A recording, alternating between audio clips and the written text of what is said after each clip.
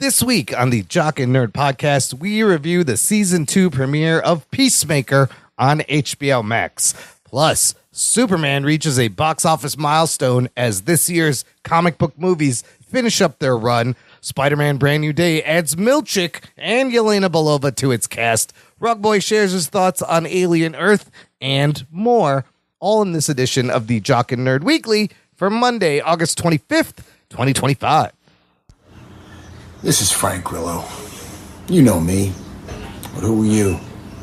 Are you the discerning, sophisticated type of person who enjoys all the latest comic book and superhero TV and movie news? Pop culture references, witty banter? Me neither. I'm just here for the dick jokes. Check. Check one. All right. This is for all you fans out there. Let's give it up! Jock it, we heard it. We funny, disturb it. We jock it, we heard it. We spoiler alert. Oh yeah! What's up? How's it going, listener? Thank you for pressing play, and welcome to the Jock and Nerd podcast, where we give you comic book and superhero TV and movie news, reviews, and whatever we choose. Jock and Nerd. My name is Imran. My name's Anthony. He's the Jock. And he's the nerd. And joining us... Peep you next time. No, well, I'll peep you next time. Fuck. I'll peep you when I want to peep you. He wants to get out as quick as possible. Yes, well, quick in and out for the old Jock. You heard him. He's back joining us also. There's one of him in every universe, but we have the OG. And yes, he throws the best orgies. It's Rugboy Prime. What's up, Did you see me in the orgy? I think I saw you there in the background. Yeah. I was behind the hairy guy's ass. I was right there. That's what you were, the hairy guy's ass. You were the Well, standard. you can't. I was really in there. You couldn't really see it. Oh, multiverses. That's my favorite place to hide. But yes, between hairy ass cheeks, you barely notice he's there. Is that the dick joke? It's kind of a dick joke. It was like the other side of a dick joke. It's an ass joke. It's an ass joke, so it counts. We're changing it up. We did it. It counts. Contract satisfied. Anyways, fellas, we're gonna review some boobs and dicks on TV later, but got some geek news to discuss first. Let's get to it. The Jock and Nerd podcast. Well, the comic book movie box office for 2025 is kind of coming to a close here. We can kind of guess final numbers as it all winds down. Surprisingly, Superman, let's start with Superman, becomes the first superhero movie of this year to cross the $600 million mark, currently sitting at 604. All right. And Fantastic Four also showing a little bit of promise, a little more movement after having like kind of a bad second and third week. That one is at 490 worldwide, okay, but people are estimating here's how they're going to end up. Superman should finish around 625. Fantastic Four is going to come in $100 million less, should finish around 525. Captain America Brave New World finished $415 million, and Thunderbolts, great movie, only $382 million, couldn't crack 400. Here's the crazy stat. This is crazy. This is crazy. I'll tell you why. This is crazy. None of those movies are going to hit $700 million, okay? The last time a comic book movie did not hit $700 million, excluding the year 2020, was 14 years ago in 2011. Oh, shit. That's why this is a little crazy. Do you guys remember 2011 in comic book movies, what we had out there? Iron Man 2. No, I'm wrong. No. Thor... Yes. 2. No, Thor the 1. first Thor, correct. Wait. Why are we excluding 2020? Because it's the pandemic year. It doesn't count. Oh, Not a lot of movies came out. so since 2011, Yes, there has not been anything hitting over a No, 700 million. Wow, he got that completely wrong. Yeah, and it's kind of a weird stat, and I had to take me a while to wrap my head around it. No, since 2011, we have had comic book movies break the $700 million mark every year, except for this year. So the last time a comic book movie has not crossed $700 million was 2011, 14 years. Oh, I'm read that completely backwards. Yes, I also thought it was backwards initially, and then I was like, wait a minute, what is this stat exactly? Oh, so like basically this is the only year that something has not hit 700 million. Correct, since 2000. Why don't you just say it that way? Because I don't know. That's what I said. I said the last time this happened. So 2011, you had some clunkers like Green Lantern and Ghost Rider, but you also had X-Men First Class. You had the first Thor. You had Captain America, First Avenger. Anthony, is this bad? What does this mean? Is 600 million the new 800 million? Is 800 million the new billion?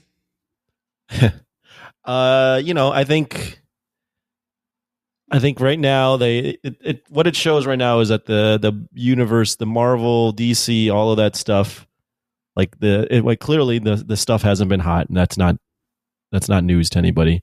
I think if they want to make it hot again, they got to rebuild it, or we're gonna be at the point where this is pretty much the new normal. This is the new, yeah. Is this? I think real quick, the only films that are seemingly like are doing that well or hitting that kind of threshold are these big event films. So like just as last year, Deadpool and Wolverine was 1.3 billion. Right. So it's still possible, but you have to have this sort of event thing, and because of the fact that Marvel and because DC is rebuilding, DC's redoing everything. Marvel's sort of in a rebuild phase. There hasn't been these builds to these big team ups or anything like that would draw an audience to get you to the $700, $800, $1 billion mark. So yeah, this is kind of where the industry is. It's kind of getting stale because they've already done like all of the stories twice now, or maybe even 3 times for Spider-Man. Yeah. And they've run through the gamut of stuff. And so it's just not fresh anymore. And these new characters that they're trying to foist on us are not the ones that we want. A lot of them are just like focus group. Okay, we're going to need this to fill this box, or we're going to try and get this audience here. And even Disney, there's a Variety article how they're basically scrambling to try and get the male audience back. Yeah, that is weird. That even Disney's like, oh, they put like a committee together. Also, when you look back at these films, maybe people didn't want them, maybe they didn't, but they didn't even give these characters a chance to build into something because they never did sequels to any of the new characters that they put out there. So you think of your Shang-Chi, your Eternals, your Miss Marvel, all that stuff, whether people liked it or not, they didn't follow the formula. And this is something Sean Chandler said, which I agree with. They didn't follow the formula that worked for them with the first 3 phases, was introduce a couple characters, have a team up, introduce more characters, have another team up. There was nothing like that. Yeah. So they just threw 15, 20 storylines at you with barely any follow-up to any of the storylines. Yeah, where was the follow-up? That's kind of wild. I mean, that's the whole key with comic books or building a shared universe is you follow up on the stories. The fact that they have abandoned all these post-credit scenes and all these characters kind of. They had their like prime team, right? Their A team, and they all got rid of all those guys. Right. So you got rid of Tony, you got rid of Cap. So and you have stuff Thor in the mix, but then Hawkeye was out. He was MIA for a while, and then so all of your main players that you had, even with the Hulk, you can't give him a singular movie. So it was just weird that they had to kind of go into these B characters, and they didn't prop them up properly, and they didn't do the, like you're saying, like give them support and you use that whole team up thing. Right. So, there's a lot of stagnation going on. And I mean, if you go back to 2011, that date that Imran quoted, Captain America, I mean, it's been 13 years, so you got to think about inflation a little bit, but let's just leave that out. Captain America and Thor both came out that year. Yep. Worldwide, Captain America did 370, Thor did 450. Yeah. So it's like, I mean, they did really good. Those are still good numbers, especially for 2011, but it wasn't like they were gangbusters. So it just shows that even characters that at that time were probably higher tier than your Shang-Chi, those weren't doing great at the beginning. Those were doing, good. They were good characters. They were doing good, solid box office, and they built on them, but they didn't do that with these. I think they greenlit everything. I think a lot of the reasons also that Marvel doesn't capitalize on anything or even follow up on characters is because it's not just how it performs at the box office, it's how the figures sell. and the Sure. merchandise sells. And I remember like no one was buying a lot of merchandise except for like the big guys like Spider-Man, Captain America, whatever. Right. All those other guys just sat around clearance aisles. You walk into a Target or something, and they're just clearance all the time. Nobody's They've buying been Eternals figures? What are you talking about? I have 3 Kingos. I don't know what you're talking about. I want that Kingo hot toy. It's like $500. Well, more about Kingo later, but they did their attempts of, yes, I don't know why they waited so long to take these characters they were introducing, Shang-Chi, throw them in a team-up movie, and then their attempts, like the Marvels, they try to attempt a team-up, doesn't work because you got to watch the TV show. Thunderbolts, another attempt, a great team, great movie. A lot of people were just... Yeah, but no one watched it. No one watched it because they're like, who are all these people? And it was already, I mean, by that point... Yeah, it was too late. Well, I really like Thunderbolts. You did it at the end of, was this phase 5? Yeah. And you did it with characters, you did it with the D and F roster. Yeah.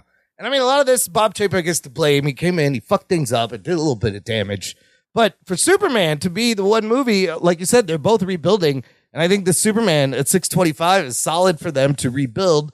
And just like 2011, these movies are now going to start building back up. So, yes, we are at the bottom of the peak still, trying to build back up. I think it can.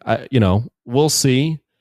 I still do think, Ruggs mentioned this, there is superhero fatigue. There is. So we'll see what the heights are. I don't know that the heights will be as high as they were when Avengers, Infinity War, and Endgame came out. Yes. But maybe this is the new normal. They have to make it seem like it's fresh, right? Like you can't just keep serving the same stuff up. It's got to feel like it's different. What about when you have monkeys on a computer? That's different. Yes, typing in social media posts, rage baiting. That's new. Listen, try that. Hey, look, we got almost 700 million to be there, fair, right? This $625 million Superman movie is a movie where Superman gets kicked in the nuts and he gets called a bitch. Oh, shit. That's what the audience wants to see, I guess. I don't know. But it looks like the Superman and Fantastic Four surprisingly will finish all right. Yeah, I think those. So there is, the Superman's finishing way better than all the last few DC movies. I think like Fantastic Four, they made a real movie. Yeah. And it was very disappointing that it's not doing amazing. It's doing okay, but it's kind of disappointing. But they made a real movie. And I think that maybe that will actually bode well in the future. They'll be like, well, Fantastic Four, when it comes out on cable and people give it a chance, they're going to watch it and go, hey, this is actually pretty good. Yeah. So I think that maybe that will like have an effect later on. And same thing with Thunderbolts, when people will catch it on. Oh yeah, that's coming out soon, and I can't wait to watch that again on Disney Plus. Well, they just need to, especially with Fantastic Four, like we discussed, they just need to be smart about their release strategy. Like, don't release it third. Like, for example, was Doomsday? Is that on the same date as Dune 3? It might be. Someone's got to move. Yeah.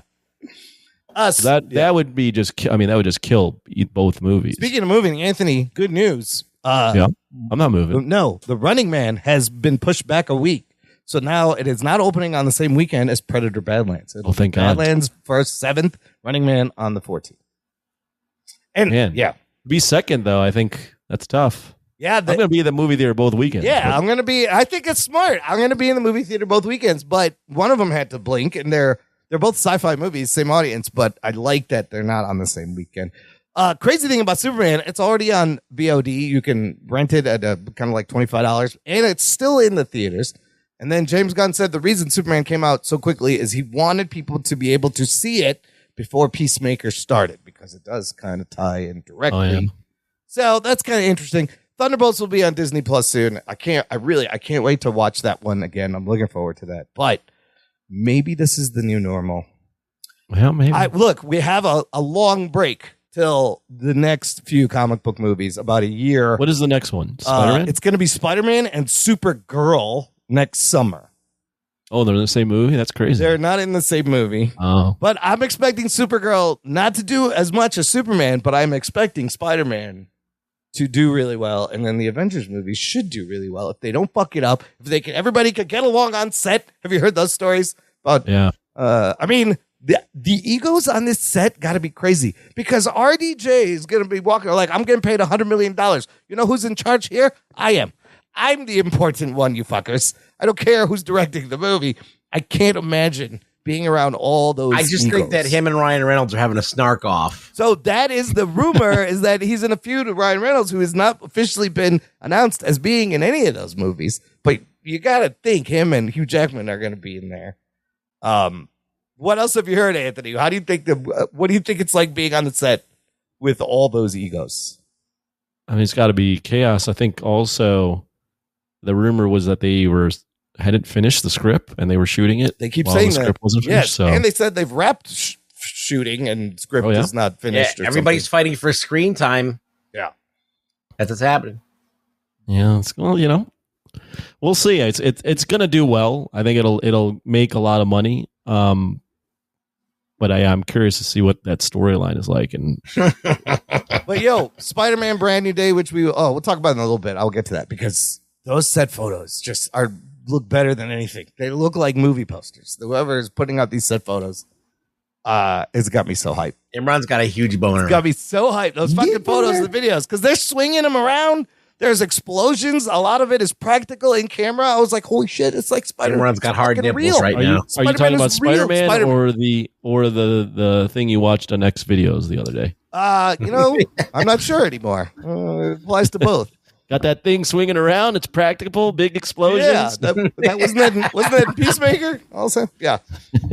Listener, let us know what you think. Is this superhero fatigue? Is it going to bounce back? Join the conversation.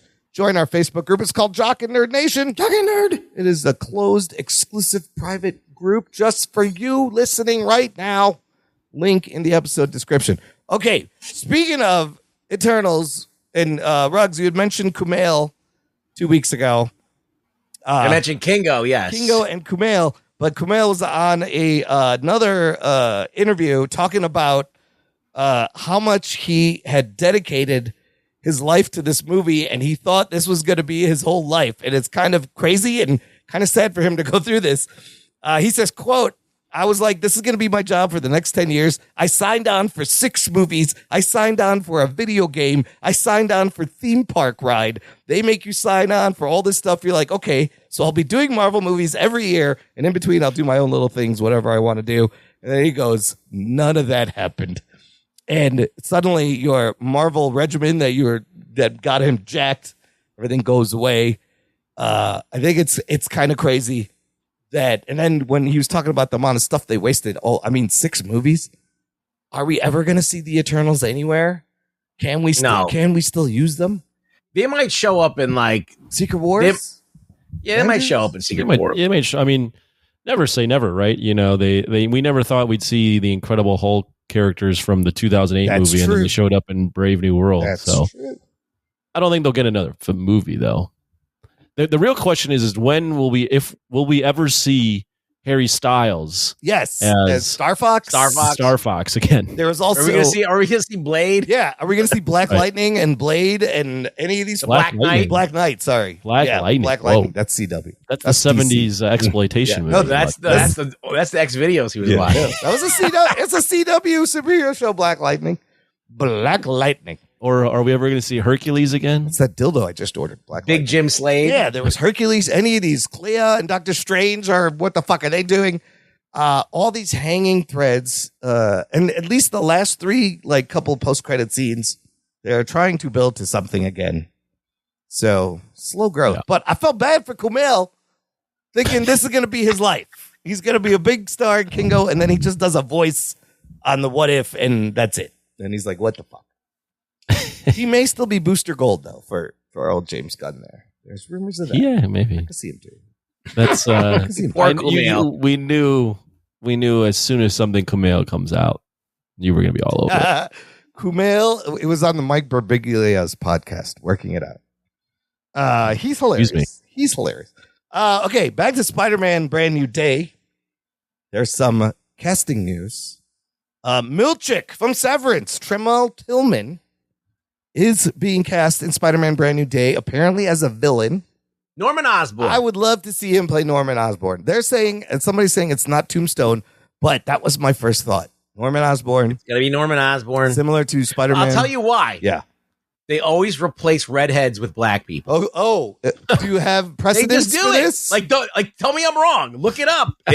You can find it. Just look it up. How many times redheads have been because replaced? redheads have no soul and they don't care. Yeah, and they need soul, so they replace them with an African American person. All right, so I mean, yeah, it's the thing. I'm not making it up. It's like I'm just stating facts. I mean, Coleman Domingo was a good Norman Osborn in the cartoon that Friendly Neighborhood Spider-Man. Why'd they just use him? They should have. He already is doing a great job there. And then the other casting news for Spider-Man Brand New Day, apparently Yelena Belova, Florence Pugh, will also be in this movie, which I guess maybe makes sense after Thunderbolts. Maybe. Okay. I don't know. There's a lot of people in this movie. And just the set photos are epic. Come on. It's great. But this Imran just loves Spider-Man. they are, but they're photos. I just love that. I mean, dude, some of these set photos. This man's talking about photos. I was like, these set photos already. I hate set photos. Normally they look like shit, but there's this one guy on Instagram who like color grades them, and he's like good at taking photos, and they're fucking epic fucking photos. I was like, holy shit, I've never been so psyched, and the suit looks amazing. But I do like the suit. the suit looks great. I think it's going to be fun with Punisher and Hulk and Destin Daniel Cretton throwing him around in the air. Do you think that a Spider-Man and the Punisher are going to get kicked in the nuts by women in that movie as They'll well? both be called bitches, yes. That's what the people want. That's what makes a successful All right. thing. I mean, now. I think that's what they hired Yelena Belova to do. Is I need you to kick some people in the nuts. And what is she doing there? I don't know. I can't. There's too much time between. you need a female who's a badass that can kick men in the nuts, and that's what she's doing. There's also supposed and to listen, be. Yeah. I'm saying it now. Yeah. If she kicks anybody in the nuts in the movie, I want personally you to pay me $20. Right? You're gonna bet me? Look, in Superman, it was a dude that kicked him in the nuts. It wasn't a girl. So Well, it's gonna be Yelena Belova who kicks people in the nuts, and I'll give you $20 if I'm wrong. okay, You're ready to hear. we'll see if there's any There we go. nut kicking in Spider-Man Brand New Day. Last thing, back to Superman and James Gunn. He was talking about writing a sequel and a follow-up and the Superman saga. He has confirmed it is going to be at least 4 movies. And I don't know what those movies can be. You're going to be getting Superman, Supergirl, and then I don't know what the fuck. Super they a team up. and you're gonna get Super gang. Maybe there's a super gang. super zoo. I don't know. But and then I don't know how this all fits into his Gods and Monsters, which is he's still making those things, but now all of a sudden I just feel like he's just making things up as he goes. And he's like, we're gonna do this now. Oh, okay. Yeah. Anthony, how many super saga movies do we need? Give them all to me. Get real super with it. No, I don't know. I mean, what other? I've never really been a big super family person. Not to say that there's not stories worth telling, but I don't know. I would maybe focus my time on some of the other DC characters that have a little more runway. Yeah. I love diluting a brand to the nth degree. Let's just make being super completely meaningless. Let's make super super worm, super might, super fucking ticks. They did that with Batman. I mean, the man's super shits. The man's got a studio to run. He's writing 4 movies. He's answering every fucking thread and X post. Yeah. I don't know how he has time to do all this. When does he have time to hang out with his wife? Yes, she's hot. You want to hang out with her. He's directing her. He's making her fight and stuff. But we'll see how this Gods and Monsters and this Superman saga fits in this Gods and Monsters. But there's stuff happening. But again, we're gonna have a big lull on the big screen for about a year. There will be a lot of TV shows to discuss, but it's gonna be nothing but set photos and rumors. It's gonna be great. I already can't take it. But that's it for this news segment, fellas. We're gonna take a break here. And then what? I will play some promos. Oh, great. And then come back. Peacemaker Season 2 premiere review right after this. After these messages, we'll be right back.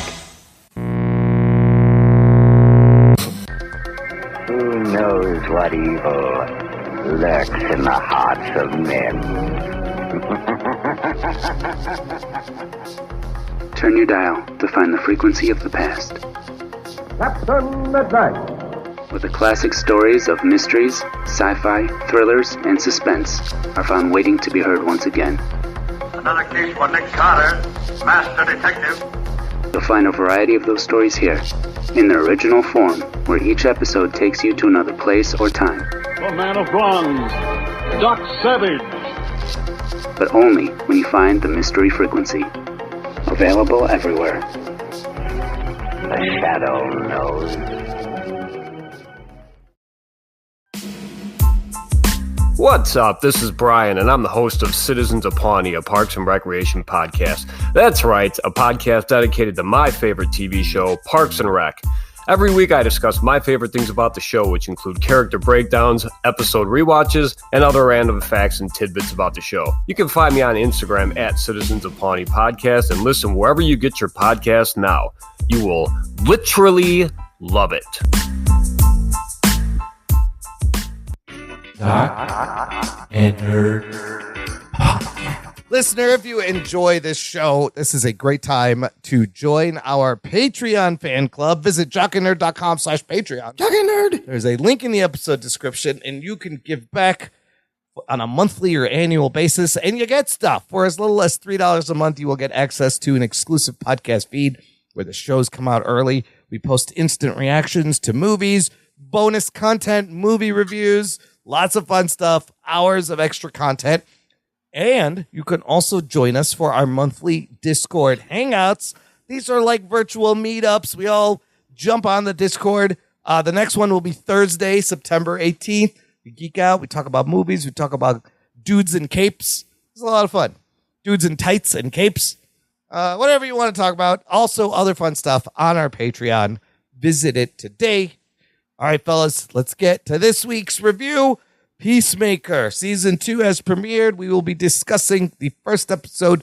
Here's your spoiler alerts. Strap yourselves in, you fucks. Spoiler time. This is all the start. It's a direct continuation of the Superman movie, but it's a little confusing because the first season was a spin-off of The Suicide Squad by James Gunn, which was in the DCEU. And now this season is in the DCU, James Gunn's new universe, a soft reboot, and they did a couple of fun things to tell this to us, so we'll get into that. But on Rotten Tomatoes right now, with 62 critic reviews, it's at 99%, which would make it probably the highest fucking DC thing on Rotten Tomatoes ever in a long time. If it could keep up, it's yes. The first episode. So the critics, I believe, got the first 5 episodes. There's going to be 8 total. And of course, written, directed by James Gunn. John Cena returning as Chris Peacemaker. You also got his wife, Jennifer Holland, playing Amelia Harcourt, Danielle Brooks as Adebayo, Freddie Stroma as Adrian Chase Vigilante, Steve Agee as John Economos, and Robert Patrick, spoiler, as his father, Augie. That's your main cast there. And of course, we can't forget Ruggs, your boy, Frank Grillo, playing Rick. That's right. Rick Flag Sr. Third thing he's been in the DCU, Creature Commandos, Superman. Now he shows up here. Also, Tim Meadows is in this season, and Michael Rooker will be appearing in this season. You kind of see him in the beginning, in the background. But Anthony, you were not excited for this show coming back, as we discussed. Yeah, it's not that I wasn't excited. It's just I'm in a phase right now where I'm liking movies more than TV shows, so I don't like the commitment of a TV show. So having to watch something every week wasn't appealing to me. Episodic. But Peacemaker, I like the first season of Peacemaker. Ruggs, were you looking forward to the second season of Peacemaker? Yeah. Did you? And you liked the first season? I did like the first season. Okay. I thought the first season was great. Very excited to get back to this. Anthony, tell us, give us a little synopsis of what happens on this premiere episode, season 2 Peacemaker. Yeah. So post Peacemaker saving the world from a bunch of little butterflies, he is now trying to turn around his life and look for acceptance within the Justice Gang. But he still isn't being accepted by anybody, and his team is broken apart. His team is pretty fragmented. Everyone is somewhat in a low place. Jennifer Holland's character, Adebayo, even Economos, the sidekick guy, I forget their names. They're all fragmented. So Peacemaker decides to utilize the pocket dimension portal thing that his dad invented and realizes he can travel to other universes. And there's a universe where Peacemaker has a father and a brother that is alive and a relationship with them, and they're heroes. And he thinks, oh my goodness, I want to live in this universe. It's a lot better. It's great. It's better. Yeah. But by getting into that universe, he fucks some shit up. And now we're going to deal with the consequences of that for the rest of the season. Yeah, we learned in the first season it's a quantum unfolding chamber, that dimensional closet that his father had. And it's it's not even a big part of the first season, and James Gunn has taken it and expanded in this thing. And I was always curious what was in this room because it does look expansive. Well, James Gunn was quoted as, did you watch that post thing? Yeah. He said he likes taking things that seemed inconspicuous or minor from a first season or a first movie and then building upon it as, oh, that's something that was actually much bigger. Yeah. And that's what he's doing here. Yeah, that's what he does here. So, what did you think of the first episode? Opening thoughts. We will dig into some of the crazy things they did. But was it entertaining? Did you enjoy it? Yeah, I had a good time. I enjoyed it. The opening dance number, the John Cena's funny. I like that each of these characters are all broken apart and trying to figure out what their purpose is now and what they should be doing. I like the pocket dimension stuff, and I think once you get into the alternate universe that John Cena or Peacemaker Chris is in, that's intriguing. And then what happens at the end is a good hook for me to continue watching. Yeah. So overall, I liked it. And plus, you get to see tits and dicks. Oh my God, boobs and dicks. Bit, We'll get to the boobs and dicks. I was not expecting that, but it is Peacemaker. Ruggs, what'd you think of this first episode? And is this where James Gunn is the best, when he can deal with fuck up characters who are broken and there's lots of swearing and just whatever goes? Yeah, if you're looking for some raunchy content, it's all there. Kind of like on the Boys or Gen V or whatever you want to call that. What's that show? Yeah, it's very The Boys. Gen V, yes. Reminded me of The Boys. And so it's got that level of raunch, which I'm cool with, as long as it's in on the right characters and in the right pocket of the universe, or right end of the universe. It's fine. Yeah.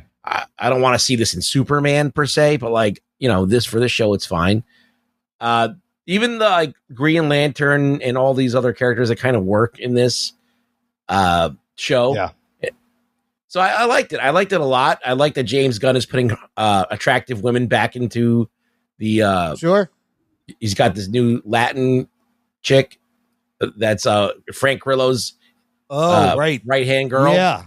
He seems to find all these pretty attractive women. So I'm like, hey, I'm good with that too. Yeah, you had the white rabbit running out there. Yeah, that's they crazy. introduced that character. What's crazy is if you're a 12-year-old and you went to see Superman and then you saw this and you'd be like, Dad, can I watch the Peacemaker show? And it's hard to turn into non-family friendly content. No, here. and not only that, but it's just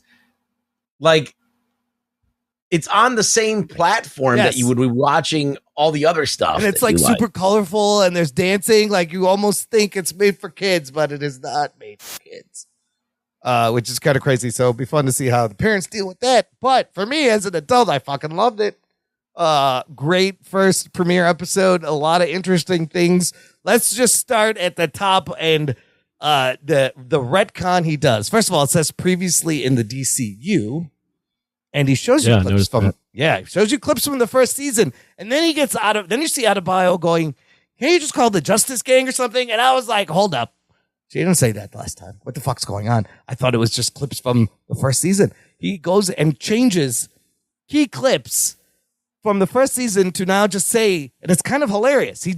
Everyone was like, "How's he gonna do it? How are you gonna retcon this scene where you have Momoa and Ezra Miller and Henry Cavill's silhouette?" You just change it. And that scene now has Mr. Terrific and Corn said Superman and Guy Gardner, Hawkgirl, and Supergirl floating there.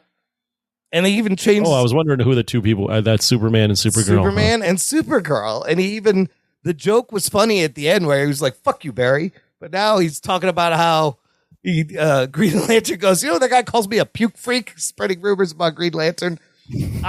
What did you guys think about just that immediate retcon? This is now. Oh, that's just like a James Gunn It's kind of fun. given. He just does whatever he wants, whatever. So it's fine. Yeah, I thought it was. I was amused by it, and it's an easy way to just say, "Hey, go forget about that shit." I mean, the guy did just keep the show that he made. Yes. So And Suicide Squad. He said something about if anything is mentioned now, it's canon. So if he refers back to his Suicide Squad movie, that's also canon. It's his sandbox, and he gets to do what he wants in it. And I think it works on Peacemaker to do this because it's already kind of a comedy. Yeah, and you just fucking change it. You just change it, and you just go, "Hey, deal with it." And you're watching Peacemaker, so you're going to go, I was like, "Yeah, this is already a goofy show, Yeah. so yeah, why not?" So the quick cold open has him discovering that dimensional other as the alien walks out, and that's kind of funny where he just wants to say hi, and he's like, "Fine, you crypt keeper looking bitch, don't say hi." And then he finds another door. Eagly flies off with helmets and walks in, and his dad is there. And he goes, "You look like you seen a ghost," and he fucking freaks out. And we get this opening dance credit scene. Look, it's a lot of fun. It's hilarious. You have Frank Grillo in there dancing and some new cast members. The song this time is by Foxy Shazam, Oh Lord, from 2010. I don't think it's as good as the first season. no, I don't. The other one was way better. The other one had the song better. And I agree. I think he's doing the same bit, so it's like not as fresh. I expected a new song and a new dance number, but I was like, yeah, it's all right. Eagly's dancing. It's kind of cute. They get into a pile at the end. Maybe we're getting too far ahead. So if you need to say, "Hey, let's address that later," we can. But Peacemaker's dad sees him run in and sees him run out. Right. How come later on when he goes and sees him, he doesn't remember that he saw this guy run into his house? I don't know. He's supposed to be. Whoa. Oh, we'll get. Actually, never mind. It was 6 months. He doesn't go back for 6 months. How come his dad doesn't go and chase after it? Because they wrote it that way. I don't know. Okay. But I was just confused at what the dynamic is for the door with other people in the universe, like other alternate Earths. What are those? Chris and their dad and Augie, like, what is their relationship? Yeah, with that is door? there one? Are they going in each of those doors? Yeah. Do they? What are they? I mean, the door that's used to store the helmets. That's what we thought originally. Right. But did he say there's 99 doors in there? Yeah. Yeah. So a lot of fucking doors. But one of them's like an alien dimension. So it's how many? How different are these dimensions? He just happens to find a dimension very similar, but with completely different dynamics. So he runs out, and then it just cuts to 6 months later. And apparently this is 6 months after Superman also, where he's going to interview with the Justice Gang. And this scene is kind of funny. The microphone bit is kind of funny. Guy Gardner is a dick. And he doesn't want to be a joke anymore, but he still is. What'd you guys think of this scene? There's some good lines. Yeah, that's funny. What were they saying about him? First he goes, "Tell us what you do, Chris." And the guy goes, "Besides blowing dudes." And then when he finds out, he's like, "Can you hear me now? Can you hear me now?" And Gardner fucked it up. And then Maxwell Lord, played by Sean Gunn, goes, "How many times did I mention the rabbit woman's camel toe? It must have been 30 times, which is why you see White Rabbit, the Batman villain, run out crying." Right. Which was kind of funny. Yeah, it was a funny little thing. I thought there was some clever stuff in there. And they're talking about popcorn and what Rugg said is completely true. Having the Justice Gang act goofy here, works so much perfectly better. fine. It works almost better than the Superman movie. I think it works way better. Yes. Yeah, and it doesn't work in the Superman movie. It works way better. Like this shit works really well here. This is where James Gunn can be the freak that he is and let loose. Right. I do love that line when he comes back to the car and he's all mad. He goes, "Apparently one of my skills is sucking dick. That's not a put down. That's a fucking compliment." So funny. When he said that, I don't remember if they got touched on this at all in the first scene, but he's bisexual. Yeah, that's what I was going to ask. He's bisexual, right? Yeah, when we get to the orgy scene, they kind of allude to it, but I believe he is bisexual. Because the dude's licking on his face. Yes, right? like there's a dude and a girl. Yeah. And then we get the scene with Harcourt and where she's diagnosed as having toxic masculinity, which is so funny. And she's like, "You just my face? I'll give you a diagnosis based on your face. You're a fucking cunt." And he writes it down. He goes, "You don't have to write that down. In England, cunt means friend." She's looking pretty jacked, dude. She is jacked, and I like. Was she that big in the first season? I think. Or bet cut up. I think she got a little more cut. It seems like she got a little more cut up. But I love, like you said, where all these characters are. Like Waller has been outed, and everyone except for Johnny Economos still works for Argus. Everyone else is kind of blacklisted, and then Chris does visit her, and I guess they did hook up on a boat, but she goes, it meant nothing. So now he's been rejected by the Justice Gang. He is rejected by Harcourt. And that leads to him, and this is a great transition. He just first rips a bong, and then he has Coke that says "Save for a rainy day" on the bag. Hilarious. And then does a line of Coke and transitions into boobs and dicks everywhere. Oh, shit. What a good, that's quite an orgy scene. How did he get that going so quickly? I don't know. He's got a contact. I don't know who. How did he call all these people? Did they just know? He's got to be in a group text or something. It's got to be. It's got to be like it's happening tonight. Like Peacemaker's doing coke. Everybody get to his house. All he does is he just sends a picture of Diddy, and everyone just rolls in. It's time for the freak off. Yeah, we know what's going on here. And I mean, he's the only one with his clothes on. So I don't know if he did. I thought it was. I didn't know if it was a dream sequence or a real sequence when initially it was happening. Because he's high as fuck.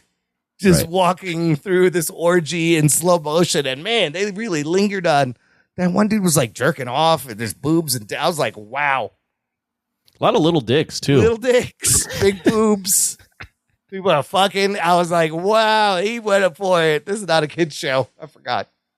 But Economos is watching him and he sees him open the door to the portal. Doesn't tell Argus, but he tells Adebayo. And then you get Frank Grillo. Well, stop there real quick. I mean, they acknowledge it in the show, and I like the show already, but fucking stupid for Rick Flag to have Economos watch because Peacemaker and expect him to be unbiased in terms of protecting that guy. Yeah. I don't know where their friendship is at because he was like, he's not a friend, but they all had shared. I mean, they all saved the world. So right. Yeah, that is kind of the dumb move by Rick Flag. Yeah, not the best. Ruggs, what'd you think of Frank Grillo in here? He got to do some stuff. He's just a presence. He's doing his thing. He's looking pretty jacked too. Yeah, he's being intimidating and 60 years old. Yeah, he's running Argus. They mentioned Belrave and Arkham, and people are escaping. That's kind of interesting. I don't know where that's gonna go. Then there's there's some weird random conversation bits, like when Adrian calls John talking about owls. He's like, "Quiz me on owls. I know everything about owls." He's funny. I was like, "What is all this about owls?" He's completely a psychopath. Yeah, right. So I feel like they were improvising a lot of things. Possibly. Yeah. So when Chris goes into this universe, it's very interesting that they're wealthy. It's a fucking mansion. There's newspaper articles of the top trio saving the city and the keys to the city. And then, man, when he sees his brothers alive, Keith, and that they're sitting around drinking, sharing stories, it's quite emotional. He learns that him and Chris and the Harcourt in this universe were a thing, and they kind of broke up. Right. And then that little thing when his dad walks by and he grabs his earlobe and goes, "I love you, son." And then he just breaks down and cries. If my dad walked by and did that to me, is that weird? I wouldn't like that. No, I don't think. As an adult, I definitely would not. I think I would have stopped liking that probably around the age of 11 or 12. If you did it when you were a kid, right? That's one thing that it carried through because No, but I'm saying if I wouldn't let that carry through. Yeah. I would why are you stop touching my earlobe? Yeah, I don't think my dad ever talked to me. But yes, just touch my ear. We just got Rugboy trauma dumping on the show. I got the belt, not the earlobe. I don't know what this shit is. Yeah, I guess he would hit me with a belt. Yeah. But to that point, Chris has never heard one good word from his dad. Right. You know, and the fact that his brother is alive. Also, I thought Cena did a great job, like his performance in this. Like he's really good at showing a range of emotions. No, you can see why the character would want to stay there. Stay there, exactly. So we also learn Argus, because of the Superman movie, they're tracking all these signatures, pocket dimensions, which is what this thing lights up. Then there's another whole weird random conversation about athlete's foot, which also seemed like they were improvising. But which one was that? Where she's like, she goes, athlete's foot is still around. Oh, that's right. They're talking. Yeah, when John is talking about it as if it's a store. Yes. Yeah. He's like, yeah, there's still one in the Tarrytown Mall. But he was talking about how like you're living in the worst level of Grand Theft Auto, which is kind of a funny line. And then he airdrops her a dick pic by accident. That's also funny because whoa, that's not my dick. So Chris gets to his room, and you see all these kind of different versions of bands, different universe. Like Scorpions is spelled differently. The Def Leppard is like, it says pour some honey on me instead of pour some sugar on me. A lot of great little details. And then the other Chris returns from Bloodhaven and finds him. And I even love the detail, like the bird on their costumes. Like Chris 2's bird is pointing up, and our Chris's Peacemaker costume, the bird points down. But he's got some cool weapons, chases him into this fucking quantum closet dimension, and he's getting beat. And Chris 1 ends up killing fucking Chris 2. From that universe. I thought it was odd that they didn't try and talk to each other at all. Right. What? I was waiting for him to be like, can you just stop for a second so I can explain what's going on? Well, he does say, just give me a second or something along the lines of, let me explain, but his back is to the Chris 2. So Chris 2 doesn't know who he's talking to. But then obviously once they start fighting, maybe he could have just been like, oh, wait a minute, I'm fighting myself. Yes. Can you? Yeah, he didn't. Does he not notice that it's him? But this Chris has got a jetpack. He's got cool ass fucking helmet weapons. I'm curious about what the other, like I mentioned earlier, so what the other Chris's around what their relationship is to this pocket universe. I don't think they go into any other doors. Maybe just the alien portal, but I feel like they're not even going to mess with showing any other dimension. They're just going to focus on this one where everything is nice for him. But yeah, him killing the other Chris is now. Wait, so they all have they all have the bedroom doors that go into these pocket universes? There's 99 doors. Do. Or is it always in Chris's room? I don't know. So we saw in that earlier in that episode, which was why I was a little confused. That door leads to the living room of Augie 2. And Augie 2 sees him and then sees him turn around and run out. So I was confused as why he didn't chase him then. Yeah, and we don't know. We don't have a good understanding of what each of these universes, how they interact with that door. It's a huge space, and I bet we don't go into any other door. He just found another perfect universe. And I didn't expect him to kill the other Chris so quickly. No, that was surprising. Oh, shit. Okay, now you have to take his place. In the meantime, Emilia Harcourt is so depressed, she just wants to feel something and goes into a biker bar and just starts shit and gets beat the fuck up. She holds her own for a little while, but it's a bar full of people. She's eventually not going, gets tossed out on the street, all bloody, and then smiles. I thought that was a pretty good scene. Some good fight choreography in there.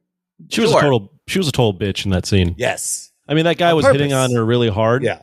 So that guy deserved to get his ass kicked, but not all the people that are trying to stop her from fighting. Yeah, this guy. they were like, this fucking psycho just calmed down, and she fucked everybody up. Right. With a pool ball, but you get that she just wanted to feel something. Right. She is happiest when she is in battle. I mean, she does have toxic masculinity. She has all the symptoms. Don't we all? Like the doctor said. And then there's a bunch of fun jokes about 30 Seconds to Mars. They're ripping on 30 Seconds to Mars. I thought that was interesting because that's Jared Leto's band. Right. And in the post, when they're walking up the stairs, John Cena's like, my garage band was better than 30 Seconds to Mars. I was like, why are they giving this band so much shit? Maybe because it's the... Yeah, is there some sort of underlying tension between Gunn I don't know. And Leto? As the worst Joker ever. I thought that was interesting. We're never going to see him again. You're gonna see him in Tron. You can see him in Tron Ares. Yeah. I wonder if he's method acting there too, like on the other movies where did he like pass out dead rats in Suicide Squad and shit? That they are used condoms. I remember the Hawkeye series made fun of Imagine Dragons. Oh, they did. Maybe you just picked this band. It's kind of funny. But overall, solid start, and it's going to be 8 episodes. And apparently, there's an article in Hollywood Reporter with Steve Agee, who plays John Economos. He says the last 3 episodes are wild and almost like a completely different season. Critics have only been given the first 5, and they've all been raving about it. But I feel like it's really good, and it picks up. And it's interesting where all this will lead into James Gunn's DCU. How much? So let's talk about how they're using the multiversal elements compared to like MCU. And I mean, DC Comics arguably did multiverse first in the comics, and they do it over and over again. What'd you guys think of more multiversal stuff here? I feel like they're not really trying to explain it at all and give it any kind of weight. They're just, it's there, and you just have to accept it. Yeah. Because it is, when you open Pandora's box with that shit, Right.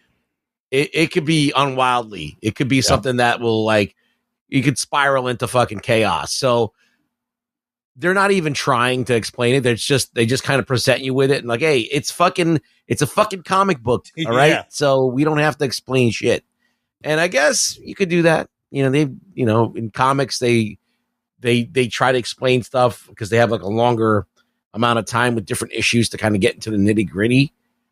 But when you're watching a show, I don't think they're going to do too much with trying to explain it. They're just going to like use it however they want to use it. They want to use it to give Chris an opportunity to have a happy life, to tell that story. Sure. They're going to use it. Yep. They want to use it for like a fucking a Deus Ex Machina for whatever they need to do it to do. They can, we need to get this character in here that never existed before. Boom.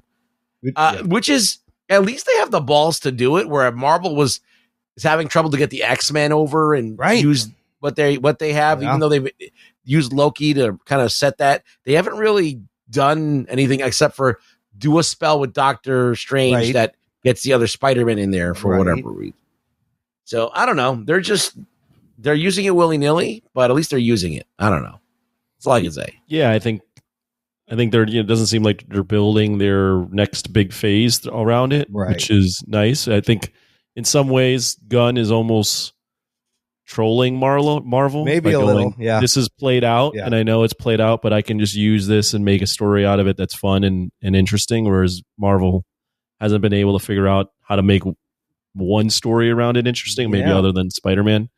The other thing is it's a good way to have now Chris, John Cena's character, deal with the fact that he's killed.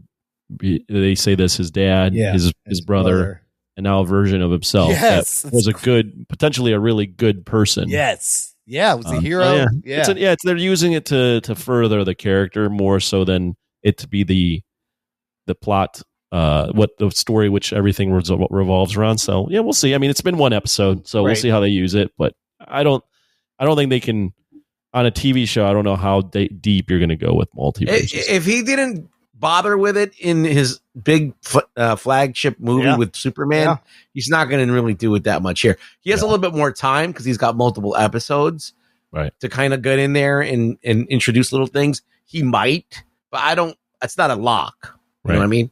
Yeah, Marvel is easily convoluted and complicated, their multiverse stuff. And I think it really works. It's focused. It's a great way to get Robert Patrick as his dad back and to show him, like you said, Ruggs, give him a happy life. It's kind of like a fucking the Christmas movie, or just like you see yourself in another life, what if, and you get to live it out.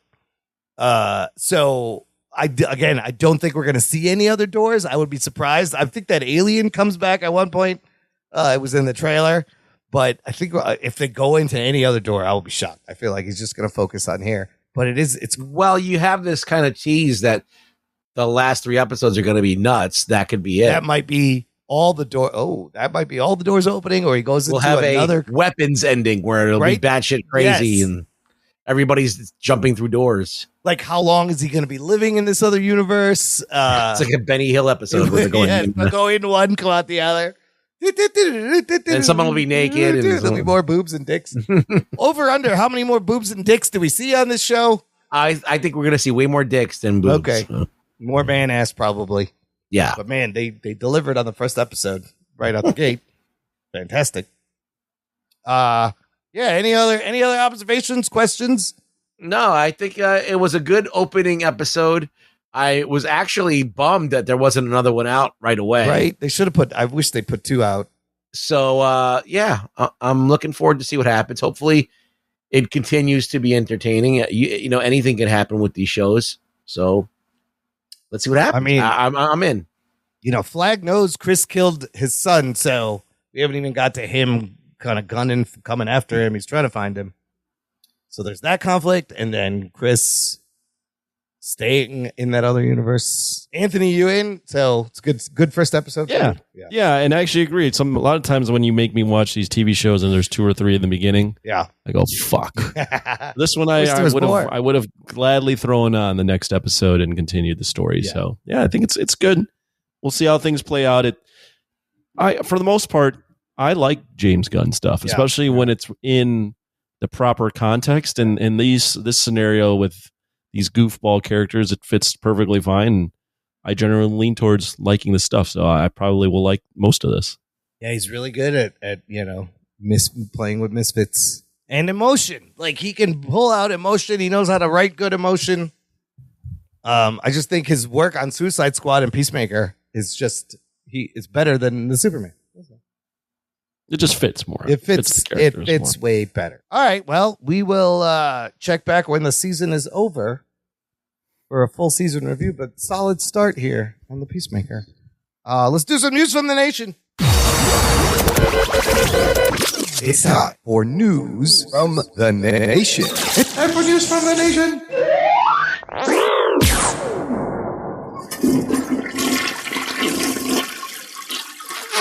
Oh, I missed that. It stinks. It stinks. It stinks. A true Rugboy fart is comforting. Makes me feel like I'm home. I just got one comment from our buddy Jamie Robinson, who is Mr. Throwback Thursday on the Mr. Throwback Thursday podcast. He's got a quick movie review and recommendation for us. He said, just got home from seeing Honey Don't, and that is my advice to you all. Oh, shit.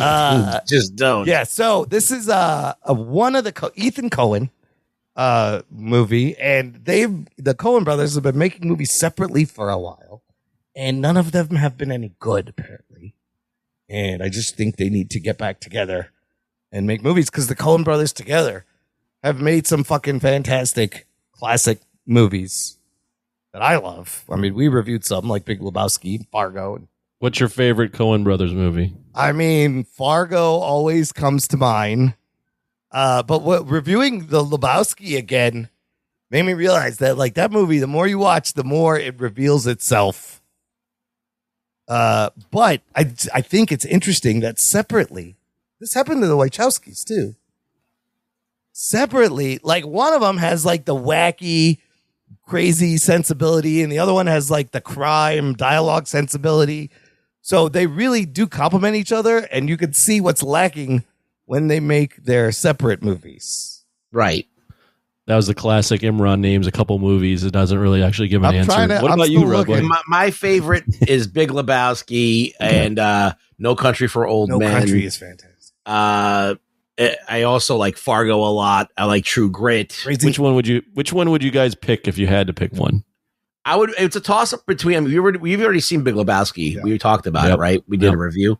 I would go with Fargo and No Country for Old Men are probably the two I would go next. Fargo's perfect. Because we did Raising Arizona. We reviewed Raising Arizona and Barton Fink and Miller's Crossing are great movies too. Those are really Blood Simple. Yeah. Blood Simple's a really good movie too. So I mean, they've got quite a good catalog of films. Fargo is probably their like magnus opus. Magnum opus. Yeah, I'd say Fargo is probably their most. Even though No Country won the Best Picture, I think Fargo.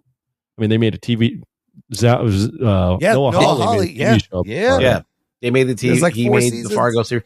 Yeah, and that was actually a really good series. And every season was a different story. And so you could watch like one season or the next season or whatever. You don't have to watch any of the other ones. And so you could just pick and choose which is the most interesting to you. Mm-hmm. And that was a cool. No, I don't think a lot of people were doing that.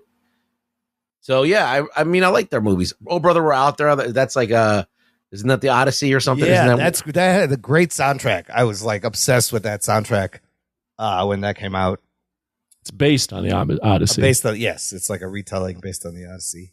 But actually, Noah Hawley doing the Fargo season is a great transition to what are we watching?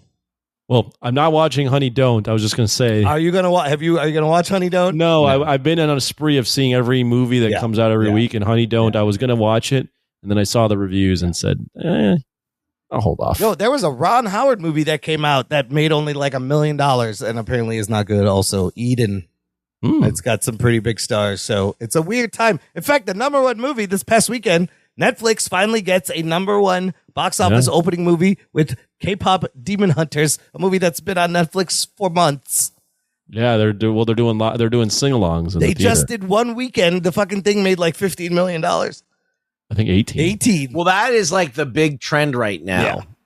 Oh, K-pop Demon Hunters is huge. I have not seen it. Have you seen it, Ruggs? Well, yes, I have seen it. And I have seen it. It's not bad. It's got catchy music. Yeah, it's got really. Songs, I mean, the songs are really catchy, and the animation is good. It's good to get a break from like the standard like Cal Arts looking shit with the bean mouths and stuff that we've seen like ad nauseum. And it's good to see like attractive. I mean, they make really attractive looking like. I guess K-pop, people in this. K-pop girls. I mean, I know they're young people, but it's a cartoon, whatever. But they're not like these weird misshapen like squiggly arm people. They're like they represent like what you would think a K-pop idol should look like, right? Okay. So and there's a love story in it. Huh. And is it a good Demon Hunter movie? It's a terrible Demon Hunter movie. But I don't even know why it had to be there. Yeah. I guess to make the plot of this movie, it's about the music, really. Yeah, I think the kids aren't caring about the Demon Hunter part. They're caring about the K-pop part. That's what's really hitting. There's another crazy stat I saw. The soundtrack has 3 songs on the Billboard Top 100 chart currently. The last soundtrack that did that was Saturday Night Fever, John Travolta, which is crazy. It's so crazy because, they tried to do this K-pop thing. Like, remember, Gorillaz? Yeah. The band that's like a virtual band. Yes. They tried to make a virtual band. Yeah, I saw them on live once. It was, they made their own K-pop, virtual band called KDA. Oh. And it was like driven by the people who make Arcane. Oh, interesting. So imagine Arcane characters like doing K-pop songs with the Blur guy.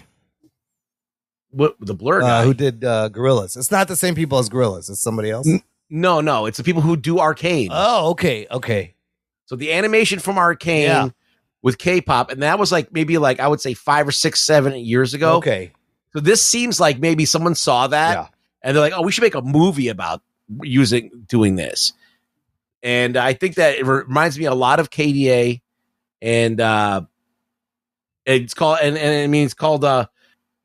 is it? This movie? Monster Hunt? K-pop Demon Hunters. Yeah, so it's KDM and KDA. Oh, yeah. Okay. Or KDH, whatever.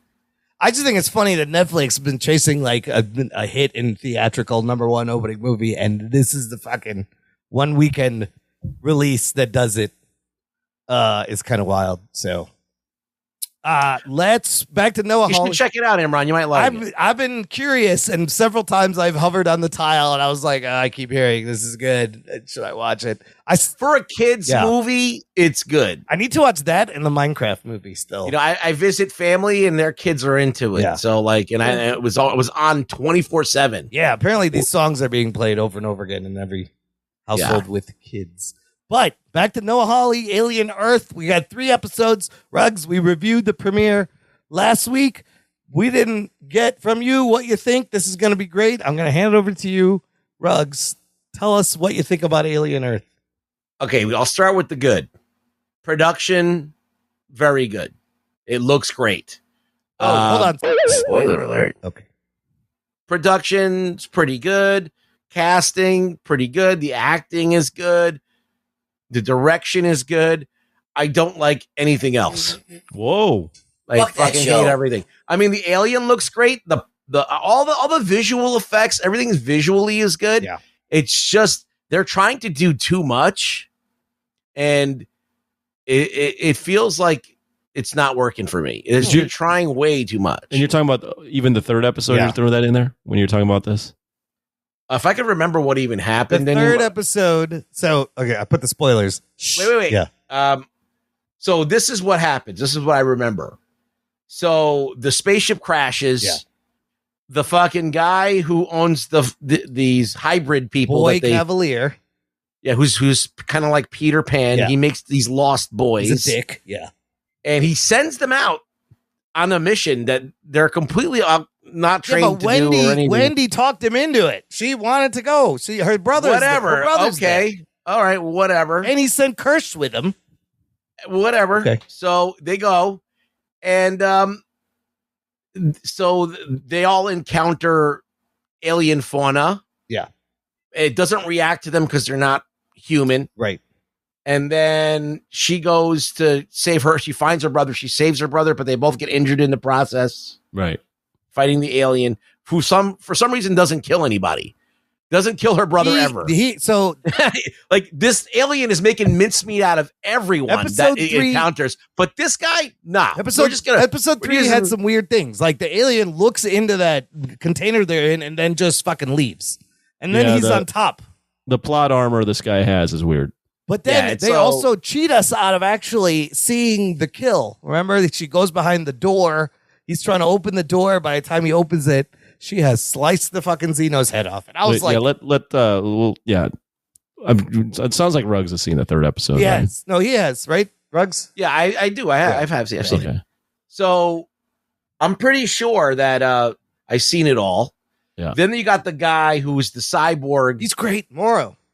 Who is he's Captain Hook, I guess. Sure. Yeah. So there's this like big allegory with Peter Pan that doesn't need to be here. Yeah. I'm like, why is this in an alien fucking show? Because it's Disney. It doesn't need to be there. It's a Disney They're problem. trying way too hard with this. I wouldn't credit that to Disney. I don't think it's because it's a Disney thing. Thematically, a lot of it makes sense, the Peter Pan thing, right? It doesn't have to be like it's the bad guy has to have a hook and a fucking. There's a the alien's the crocodile. It's like, come on now. What are you doing? Why are you? It's not clever. It's stupid. It's lame. I think it's lame. I'm sorry. I don't. Like I'm not any of jacking it. off over this. Yeah. I don't like a lot of it. I think it's silly, but I do think, and there is a lot of plot armor. People should be dead that aren't dead, and it's just kind of wacky. But it's cool because. The way that I see it is the reason why all of this is happening. Weyland-Yutani, if they play their cards right, they're going to erase any. Weyland-Yutani is never going to know that the alien exists because this company is going to hide it from them. They have it. Everything's on the island now, Right. Which is another stupid thing. Why would you do that? They're all dead on that island. Those things are gonna kill them all. So it's in this remote place. That it's, they've gotten all this stuff away from Weyland-Yutani, so they're never going to know the alien's existence. And it's going to be kind of, hopefully they'll destroy every evidence of it, and it'll be nice in a nice little bow by the end, and it won't affect the timeline. He might not do that, though. I feel like he doesn't really care about canon, and you kind of just have to not worry about the canon. And if he doesn't, then I'll hate the show even more than I already hate. I mean, I'll watch it, though. I'm not going to not watch it because I hate to say it, but you don't really see things of this caliber being made on TV as far as production value, and it does have moments of being interesting. It's just when I see these like obviously amateurish and stupid attempts at trying to do too much, when just keep it simple. Let's go. You've introduced some interesting things. Now that's enough. Let's play with those things. Well, let's explore. Because like there's you could do a show just on Wendy. Right. Wendy's you could fascinating just do a show. Yeah.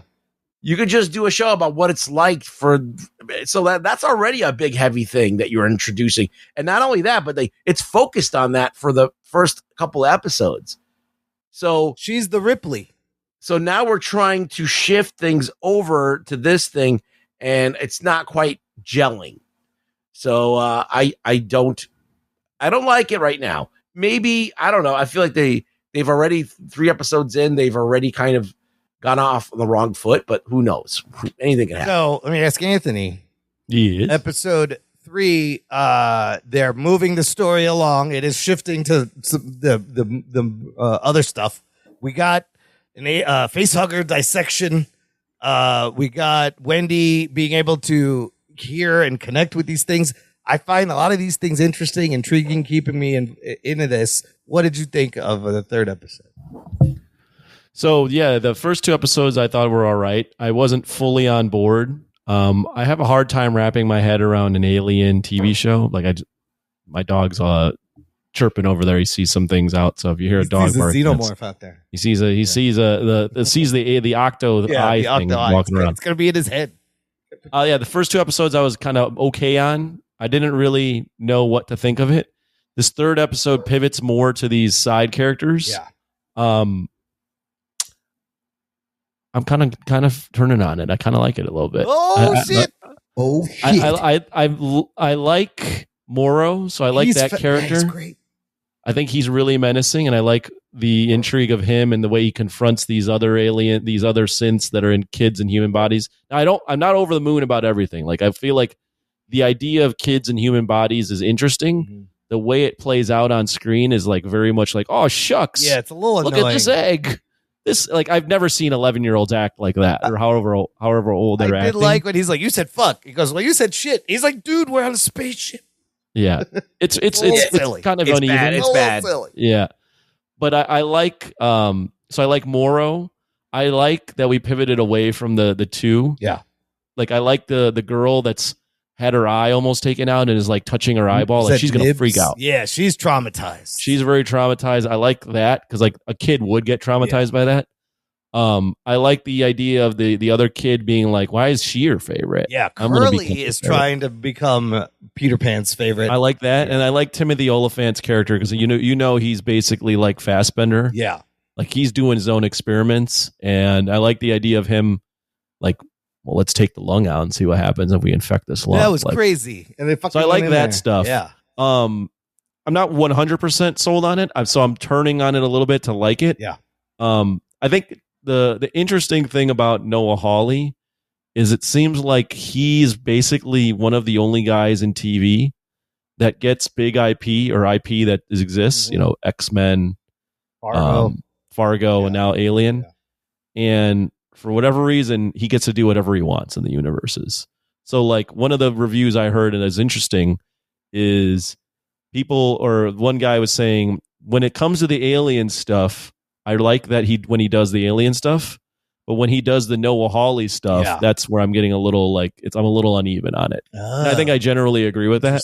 Yeah. I think when he starts to inject the things he likes, some of it I like, some of it I'm like, like, how is like the I still have to figure out how that's playing out with Wendy being able to sense the aliens. That's a little strange. Now, who put that in her? Did he design that in her? And all the stuff about like what does it mean to be a human or a machine? Like I don't know. Some of it I like, some of it I don't. So what I'll say is I like that the expanded cast now has shit to do. Yeah, because this whole thing basically hinges on who's going to implode and fuck this thing up for Prodigy so that this whole thing comes down and it all gets covered up.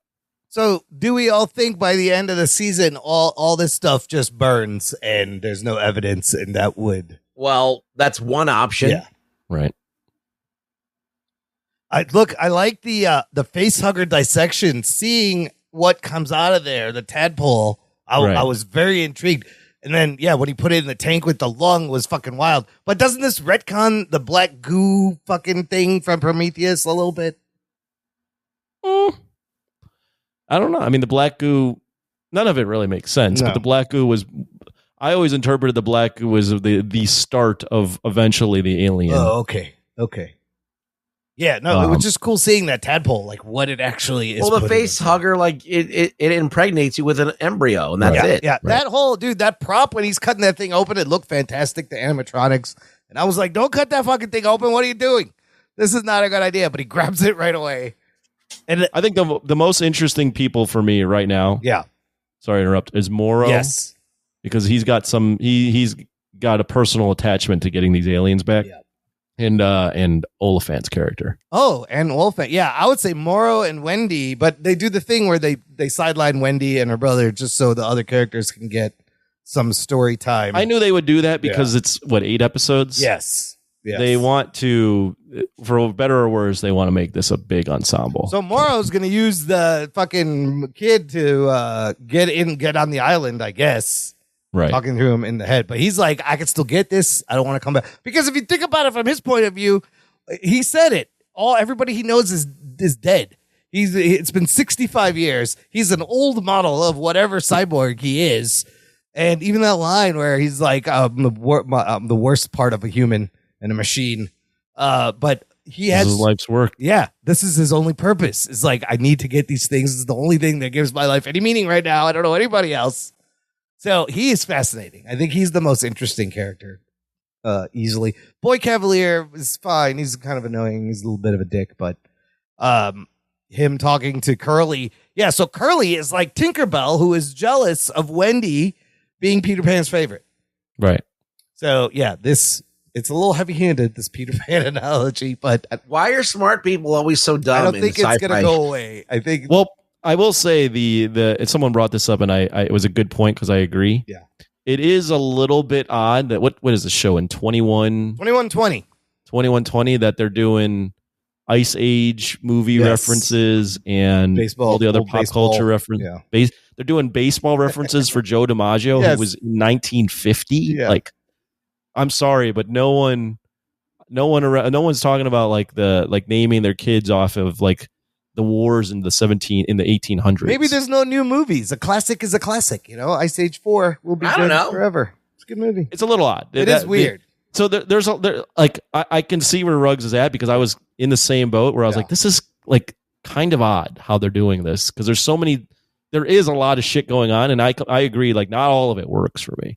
But the world building is fucking great. It's like they're just overcomplicating things. There's a lot of unnecessary stuff that's in there that doesn't quite work. Right. And doesn't need to be there. I mean, you got two. You have what? You got like 3 plots. You got an A plot, a B plot, a C plot. That's not 2. Look, I don't think that's 2. But the point is, you're already, if you're an Alien fan, you're already kind of trepidatious about, okay, they're retconning and they're going to this thing happening before Alien 1 on Earth. You're already like kind of playing with fire already. Yeah. And so now when they're trying to kind of throw all this, okay, we're gonna throw all this Disney stuff in there. We're going to try and be clever about it. We're going to give this character like ridiculous plot armor, or a bunch of characters ridiculous plot armor. We're going to have kids that don't act like proper kids. They're overacting. And it's just a lot. There's just a lot that's going on. That's kind of like, I can see that. You're already playing with fire. You should kind of tighten up a little bit. What do you think, Emron? You like it? Well, I did not think they were going to kill the Xeno so quickly. Is there going to be another Xeno? Was that they have the eggs? That's right. They do. Someone's getting infected. And they already infected the lung. Oh, that it might come out of there. And yeah, the amount of times they teased that egg opening and closing when somebody was nearby was kind of fun. But I'm still intrigued to see where he is taking all of this. His take is very interesting to me. So, well, I think that what he's setting up right now, what I find intriguing is he's setting up at least 3 reasons why this all goes to shit. Because we know this is all going to explode. Yeah. Right. Yes. So there's at least 3 or 4. So there's the Indian kid. Yep. With Morrow infecting him or being his friend. Yep. We have the girl touching her eyeball. She's gonna fucking freak out. And then we have Oliphant's character who already has like a god complex thing going on, and he was insulted by Boy Cavalier. Boy Cavalier earlier when he was like, "Oh, you're just all I hear is excuses." Yes, I thought you were better than a human. And I think in Oliphant's character, what's his name? Kirsch. Kirsch. Yeah. Like basically told Boy Cavalier, "Hey, you can't come in here anymore." Right. Which is coding for I can do whatever the fuck I want now in this room. And then you got Wendy who can hear these things and her, the relationship with her brother. So there's her brother should be the brother thing's super annoying. I mean, he that was the kid chased dies around that. so many times too by the Xeno and not. He was impaled by the tail, but he survived. Well, and why does the Xeno remember that party that they were having where they're wearing wigs? Yeah, that was slaughtered. hilarious. Fucking Amadeus party, and they get killed in like 15 seconds. But that's what I'm saying. Like that alien cuts through like soldiers. People wearing fucking wigs very quickly, like, and then this guy, nope, just gonna kind of doesn't. If it's a drone, doesn't he have to save one to get the fucking implant a thing in him? Maybe that's what he had Joe for. He was trying to. Yeah, but don't they usually implant them by an egg? Well, yeah, with a face that you'd have to put him near the eggs. Usually, like saliva them up by an egg. Yeah, he was in a shipping container with like raw meat in a truck. Right. It was weird. It was weird. It was weird. It was a very bad plot armor. And I understand why he just looked in the thing and then left, and like that was all. It didn't make any sense. And I felt cheated that they didn't show us the fucking kill. Yeah. Oh, yeah. Sure. It was behind the door, but it looked cool with the decapitated head when they rolled it out on the acid-proof tray or whatever. But I'm intrigued to see where it's going. Go ahead, No Holly, take me. I would say, Imran really in. I'm turning the corner and starting to like it. Ruggs needs a lot more work. Well, Ruggs, I'm gonna watch it regardless. All right, I was gonna say I'm gonna make because of its pedigree, but other than that, like I expect more. I was gonna make you. Do you like Noah Hawley stuff? I know you mentioned. I do. Fargo. I like this Fargo stuff. Yeah. What was that show? The X-Men Legion. show that you guys? Did you ever watch any Legion? Legion was good. Legion was good. I didn't finish it, but I couldn't get into it after one. Sorry, I didn't finish Legion. Also, to be honest, I watched most of it, but I never finished it. Fargo, I need to watch. It's just it wasn't my cup of tea like Legion. Yeah. Fargo, I liked because it was like a historical kind of alternate reality type thing. It was fun. You know what I do like as well is I like the way he recaps the prior episode. Oh, that is brilliant. Doing the Alien Earth like logo pop up like Alien, but doing these like cuts, and it's just like very disorienting and throwing you off. But it's so clever and efficient, and I was like, I can't believe some show hasn't done this yet. Use your opening credits as the previously on is actually quite brilliant. And it takes a second or two to understand. Oh wait, they're doing the previously on, but they're not saying previously on. They don't spoon feed it to you. They're just like, oh yeah, this happened. Remember this happened. There's the important stuff. And then I was like, that's fucking brilliant. I've never seen any other show do that. That is new. And that's the kind of Noah Hawley shit. Noah Hawley's in this rare era where he gets to do whatever he wants with the IP. Yeah. Yeah. And who else is getting to do that? I don't think he cares about canon. He's just going to tell his story, right? Well, I think he's quoted, or someone said, I'm not sure, that he's more in line with like the original Alien than it is like thinking about Prometheus and all that stuff. Yeah. I mean, it's definitely like the first Alien. All right. Yeah. Well, I'm gonna make you watch it. We will discuss weekly, 8 episodes. 8 episodes. We'll check in. What are we watching? If anything big happens. Anthony, you watch anything else? No, I've been meaning to throw on Novocaine, and I've thrown on a couple minutes of it, but I haven't seen it. I do have a couple movies I'm going to see this week, but that's not what are we watching. Novocaine's all right. It's fun. You kind of forget about it and move on with your life, but it's fun time. All right. Ruggs, you got anything else? I watched Nobody 2 today. Okay. Shit. Give us I thought it was a lot of fun. Right? It wasn't like a great movie by any means. It was very like, as I said, keep it simple. Yep. Yeah. Do the shit that you got to do. Yeah. Have shit explode. Yeah. And then I had a good time. I thought it kind of like fizzled out at the end a little bit, but the opening was great. And there was a lot of great fights in it. And it was good. I just can't believe that like the guy who plays the main guy. Odenkirk is 62, bro. He's 62 and he almost died, I think. Oh, he had a heart attack. He had a heart attack after filming the first one. And then he essentially... And he still did it. He still did the second one. Well, he kept training with the stunt coordinator the whole time since the last movie. He said it saved him. It helped him in the heart attack. But he's fucking badass, dude. They made Bob Odenkirk 62 badass. Yeah, I mean, I just can't believe that he did that. What score? What score would you give it? I would probably give it a 6.5. Right, no problem. That's about where we were. Yeah, it's not. Look, it's not great. But it does, like the end. I said the end kind of fizzles out. There's a weird thing happens, kind of like with there's a ninja they seem to take out a whole battalion. Yes, and it goes too quick. Like it doesn't quite the work. Two girls, you mean her hench girls there? And then the hench girls come out of nowhere and they're badass. There's that samurai dude, and then there's the slice. Yeah. So, but like overall, I laughed a lot. I thought I had a good time. It's like I was saying, it's like your Equalizers or your Beekeepers. Like it's a good dad action. I would say like a Beekeeper. It's like a Beekeeper. It's fun. I like. I just wish they did things a little bit differently. It was a little too similar to the first movie. Like he's burning money in both things. Yeah, he burns the money. But that was accidental. They booby trapped the shit both movies, and there's just similarities. But it's very similar. I love Hutch. I think Hutch Mansell is a great character. Sure, because he just can't help himself. I said I had fun. It's not, as I said, it's not a great movie. Yeah. It's not a very original movie, but it does what it sets out to do. You go, you laugh, you have a good time. You don't take it too seriously. All right, what else did you watch? I watched Megan 2.0. Oh, you did you? Yes. Did you see you've seen the first one? So the first Megan is kind of like a sci-fi horror, and this one they kind of got rid of the horror pretty much. Like there's violence, so that counts for horror. I guess there's like some like gore, but it's pretty much a sci-fi movie. Okay, I said it's the T2 of Megan. It's a very T2. It's Terminator 2, isn't it? I can't recommend it, but I did enjoy it when I was watching it. So yeah, I heard it was disappointing for a lot of Megan fans. Just I'll give it like a 6 because of the switch of genre, the hard switch of genre. It was maybe a 5.5 box office. It was a flop. Yeah.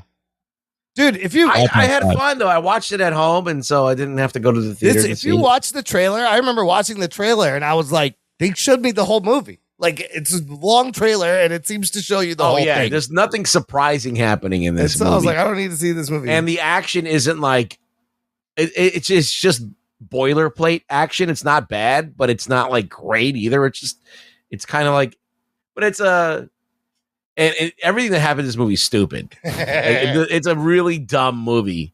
It is. I mean, you can tell what's happening. Like you know how it's going to end the minute that you start watching it. But I did watch it, and so I have to say I did watch it, and it's a movie. I'll say give it a 6. They thought this thing was going to be huge. I don't know if you make a third one or go back to. I mean, they tried really hard to try and make it into like this.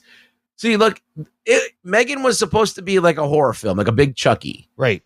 But they're trying to turn a corner on it and make it into like a popular thing, and it's not going to be popular. It's going to be a niche thing. They had that viral dance thing kind of break out for them, and but you know what? It's like whatever. It's a sci-fi movie. Now it's a sci-fi. Now it's thing. a sci-fi thing. Yeah. So I don't know. It was fine. M3 Gan. I was actually happy because I'm not into horror movies that much. Yeah. So I was happy that it was more of a sci-fi thing, and it was more of an action-based thing. It's kind of like an action movie. Who is that? Is that Jennifer Connelly? No. Who is that? Well, who's in the movie? Yeah. Well, you got the girl from Alkalite. Oh. She's the bad guy. I don't know who plays Megan. And then you got the girl from what's that movie? The movie with I can't remember what it's called. The Jordan Peele movie. The Nope. The first one. Oh, Get Out. First one. The Get Out girl. The girl from Get Out. Okay. That's who's in it. Okay. The girlfriend from Get Out. I did not see the first one. Probably won't watch this one. I watched them both. Okay. So that's what I watched, guys. That's what I watched. Nothing crazy. Oh, this girl is Allison Williams. She looks like Jennifer Connelly. That's where I got confused. Yeah, I don't got much. I was watching Twisted Metal on Peacock. It's a fun show. And I finished Sandman season 2 on Netflix. I haven't watched it yet. Good. Maybe I'll throw it on. Good. It's pretty good. But that's going to do it for this week, you guys. What are we watching next? What are we doing next? You know what? I don't know. We're going to have to figure it out. there's I'm seeing Splitsville this weekend. Oh, I heard Splitsville was pretty good. Caught Stealing is coming out this weekend, and The Roses is coming out. What's coming out? Caught Stealing. Darren Aronofsky. I want to watch. Darren Aronofsky. Do we want film. to do Caught Stealing, Anthony? Maybe. All right, we'll discuss it. Maybe Caught Stealing. He's hit or miss, Darren Aronofsky. He is lately. And I've seen this trailer so many times. I feel like I should watch the fucking movie. I'll watch it. All right. I'll go watch it. Maybe Caught Stealing. I don't know. Tune in next week to find out, listener. In the meantime, Ruggs, where can the people find you online? Rugboy Show on X. Come visit me. I'm not doing anything fun. Visit him anyways. Yeah, come visit me. Anthony, where are you going to be this week? Splitsville, Alamo. Yeah, I'm watching. Yeah, I will be at the Alamo. I'll be watching Splitsville. I'm also watching the Akira Kurosawa film Ran. Oh, wow. So, yeah, I've got a couple things going on. I might have to see Caught Stealing. I bet that's at the Alamo. That seems like a very Alamo movie. Which one? Caught Stealing. No, they're not showing it right now. Really? Oh, Yeah. well, it doesn't come out till Friday, so or Yeah. Thursday. Okay. All right. In the meantime, listener, check out our website, jockandnerd.com, for all the lovely things you can do. You can get in touch. You can follow us. You can support the show. Share this show with your friends. That's the best thing you can do. Thank you for listening to the Jock and Nerd podcast. My name is Imran. My name's Anthony. He's the Jock. He's a nerd. Peep you next time.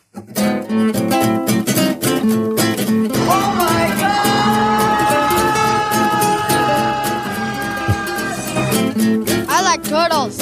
Oh. Jock and Nerd.